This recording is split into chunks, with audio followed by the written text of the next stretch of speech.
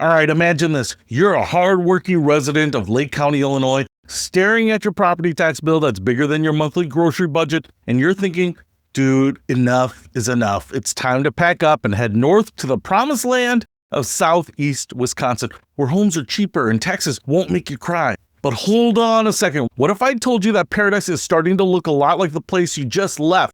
Prices and taxes are skyrocketing there too. Is it because of all of us Illinois folks fleeing across the border, or is something else at play? Stick around because today we're diving deep into this border hopping drama. I'm Pete, a resident of Lake County, Illinois, and we're going to unpack why your dream move might turn into a pricey nightmare. All right, folks, let's set the scene here. Lake County, Illinois, beautiful area, great schools, proximity to Chicago, but man, these property taxes are like getting hit with a freight train. According to Illinois Policy Institute, Illinoisans pay the second highest property tax rates in the nation, averaging about 2% of their home's value each year. That's double the national average. In Lake County specifically, the average homeowner shells out a whopping $8,609 annually in property taxes. Ouch.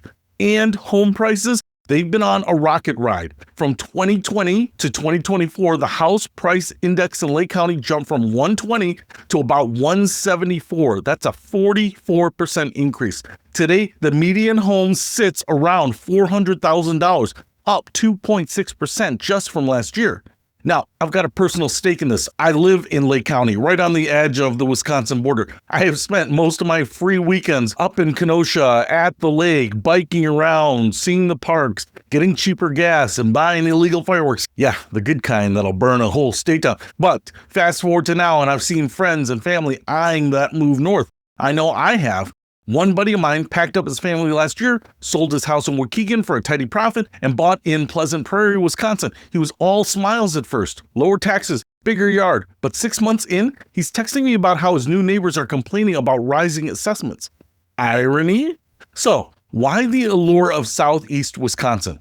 Listen, places like Kenosha and Racine counties are just a stone's throw away, offering that sweet spot of affordability and accessibility. Home prices there are still lower. Median in Kenosha City is about $265,000, up 6% from last year. But that's a bargain compared to Lake County's $400,000. Countywide in Kenosha, it's about $329,000, up a steeper 10.6%. Property taxes, the average effective rate in Kenosha is around 1.76% to 2.1% depending on the source. Still high, but noticeably less painful than Illinois' 2% plus. Smart Asset points out that Kenosha's rate is lower than neighboring Lake County, which is why so many people are making the jump. But here's the kicker. Prices and taxes in southeast Wisconsin are rising rapidly. From 2020 to 2024, Kenosha's house price index went from 147 to 214. A 46% surge, mirroring Lake County's growth. In taxes, last year, total property tax levies across Wisconsin saw their biggest increase since 2007, up 4.2% statewide. In the southeast region, including Kenosha and Racine, property values jumped 6.2% and levies rose accordingly. School referenda are a big driver. Wisconsin Policy Reform reports K-12 property taxes increased 5.7% last year, the largest hike since 2009. That's $327 million more hitting wallets. If you're moving for relief, you might be chasing a mirage that's evaporating fast. Now, the million-dollar question, or should I say the $400,000 home question. Is this boom in southeast Wisconsin because of us Illinois refugees flooding the market? The data says yes, but it's not the whole story. Migration stats are eye-opening. According to the U.S. Census and IRS data, in 2022 alone, over 27,000 people moved from Illinois to Wisconsin, making Illinois the top source of new Wisconsin residents. That's 22% of all interstate movers to the Badger State. Back in 2017, it was similar, 27,000 out, only 13,000 in for a net gain of 14,000 for Wisconsin. And Wisconsin's overall net migration has soared to levels not seen in decades, with a gain of 28,478 residents in recent years, largely from domestic sources like Illinois. Listen, I've experienced this firsthand. My cousin, who works in IT, moved to Racine 2 years ago to escape Illinois' high costs. He said, "I'm done funding Chicago's pension black hole. But now he's watching his property assessment climb because demand is moving through the roof. It's like we're exporting our problems. High tax folks move in, bid up prices, suddenly local governments see dollar signs for more spending. But let's not blame it all on the Illinois invasion. There are some other culprits. Wisconsin Policy Forum notes home prices have outpaced income for years due to chronic low supply. The Milwaukee Metro has the second lowest housing inventory in the U.S. among major areas. Decades of underbuilding, zoning restrictions, and community pushback keeping new homes scarce. Add in inflation from post-pandemic policies, remote work drawing people to affordable suburbs, and economic growth around Milwaukee and Madison. The Wisconsin Realtors Association reports statewide median price up to $303,000 in 2025, a 10% jump from 2024.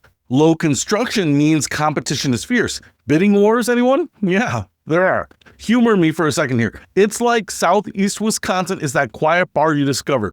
Cheap drinks, no crowds. Then you start telling your friends from the overpriced city spots and suddenly it's packed. The prices are double. You're nostalgic for the old days. Listen, sarcasm aside, if you're in Illinois and thinking of moving, you're part of the wave jacking up the cost for locals. My opinion, it's a classic supply-demand mismatch amplified by migration. Sure, we're fleeing high taxes, but we're bringing demand that pushes taxes up elsewhere. Wisconsin's school funding woes mean even more referenda, more levies, and the vicious cycle continues. Let's get witty about the stats. Imagine telling your Lake County assessor, sorry, I'm taking my tax dollars to Wisconsin, only to find out Kenosha's rates are creeping up by 2.1% per some reports. It's like dieting by switching from cake to donuts. Oh, delicious. Still great for the waistline though. And home sales, Wisconsin saw a rare uptick in June 2025, first in 4 years with median prices at $340,000 statewide. Affordability improved slightly, but not enough to offset the pain. Here's my personal thoughts. As someone who's pondered the move myself, my wife and I looked at homes in Kenosha last summer. I got the temptation. Lower initial costs mean more money from cheese curds and Packers stick. I would never cheer on the Packers. But digging into the trends, I realized it's not sustainable. The Wisconsin Policy Forum warns that without more building, prices will keep climbing. Zoning in high-demand areas like Door or Vilas counties pushes medians over $400,000. Southeast Wisconsin's proximity to Chicago makes it a hotspot for commuters, remote workers, and retirees. Other factors? Economic uncertainty, but also positives like job growth in manufacturing and tech around the border. It's entertaining how we chase affordability only to inflate the bubble ourselves. To make this convincing, let's lean on the evidence. The Badger Institute's report highlights the massive net inflow from Illinois, directly correlating with Southeast Wisconsin's price surges. Combined with national trends, FHFA house price indexes showing similar gains, it's very clear that migration is a key accelerator. But the McAlver Institute points to inflationary policies as the root for all asset price hikes, including homes. Low supply from underbuilding. WillLaw.org notes Milwaukee's market has critically low inventory, making first-time homebuyers suffer most. So, if you're in Lake County eyeing Wisconsin, do it for the lifestyle, the lakes, the breweries, less traffic, a terrible football team, but don't expect eternal savings. Prices rose 46% in Kenosha since 2024. Taxes are up 5 to 6% annually in the region. It's not just from us, it's a perfect storm.